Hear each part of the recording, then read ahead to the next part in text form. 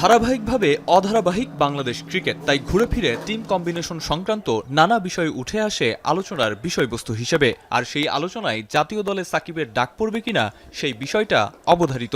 সাকিবের ব্যাপারটা হচ্ছে যে আমাদের সাথে এখনো অফিসিয়ালি কোনো যোগাযোগ হয়নি। বাংলাদেশ টিম থেকে এখনো সব ফরম্যাটে রিটায়ার করেনি এবং তার সাথে কথা বলবো, তার সাথে কথা বলার পরে আমরা সিদ্ধান্ত নিতে পারবো।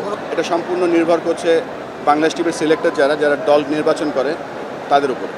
ব্যাটারদের পারফরমেন্সের উত্থান পতনে নতুন ইস্যু কোচ সালাউদ্দিন, তবে সমর্থনের ব্যাটটা বোর্ড প্রেসিডেন্ট ধরেছেন সিনিয়র কোচের পক্ষেই।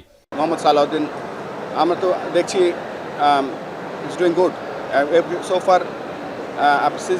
সিরিজের মাঝখানে ওভারঅল কমেন্ট করবো না, তবে সব সিজনটা শেষ হলে তারপরে আমরা দেখব। টি-20 দলে ডাক পাওয়ার পর থেকেই সমালোচনায় মেহেদী মিরাজ। শ্রীলঙ্কায় প্রথম 2 টি-20-তে তার ব্যাট ও বল হাতে সাদামাটা পারফরমেন্সে প্রশ্নবিদ্ধ নির্বাচকরা। সাবেক ক্রিকেটাররাও জানিয়েছেন মিশ্র প্রতিক্রিয়া। 5টা ওভার সময় নেবেন কিংবা 10টা ওভার সময় নেবেন, 2টি ওভার সময় নেবেন, সেই সময়টা নিলে আসলে টি-20 ক্রিকেটে আপনি পিছিয়ে পড়বেন। It's not about Miraj.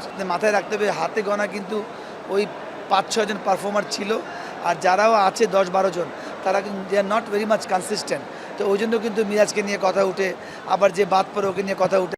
দক্ষতায় লিটন দারুণ, কিন্তু ধারাবাহিকতার প্রসঙ্গ আসলেই হতাশার গল্প। 13 ইনিংস পর হাফ সেঞ্চুরি হাঁকালেও পরিসংখ্যানের টেবিলে মিলছে না অঙ্ক। ব্যর্থতার কারণ হিসেবে মানসিক ঘাটতিকেই দায়ী করছেন সাবেক অধিনায়ক ও ক্রিকেটার খালিদ মাসুদ পাইলট। লিটন তো অসাধারণ স্কিলফুল প্লেয়ার, বাট সবচেয়ে বড় প্রবলেম হচ্ছে আমার মনে হয় মাথার প্রবলেম। আপনি যদি দেখেন ও ব্যাটিং খুব ভালো করতে পারে। আমরা যখন একটা ব্যাটিং দেখি, যে লাস্টে যখন কালকে ব্যাটিং করছে দেখলে ভালো লাগে, কী সুন্দর ফ্লুয়েন্ট খেলছে, এমনকি বিভিন্ন সময় বিভিন্ন ইনিংস দেখা গেছে। বাট একটা প্লেয়ার একটা বড় টিমের সাথে যখন 70 রান করতে পারে, 100 রান করতে পারে, সে কেন ধারাবাহিক হতে পারে না? তো ধারাবাহিক না হওয়ার পিছনে আছে ব্রেন। উন্নতির জায়গা অনেক, সেজন্য চলছে চেষ্টাও। এই গল্পগুলো এখন পুরনো, এবার সেগুলো কার্যকর করার পালা। আরিফুল ইসলাম সাহাব, এখন, ঢাকা।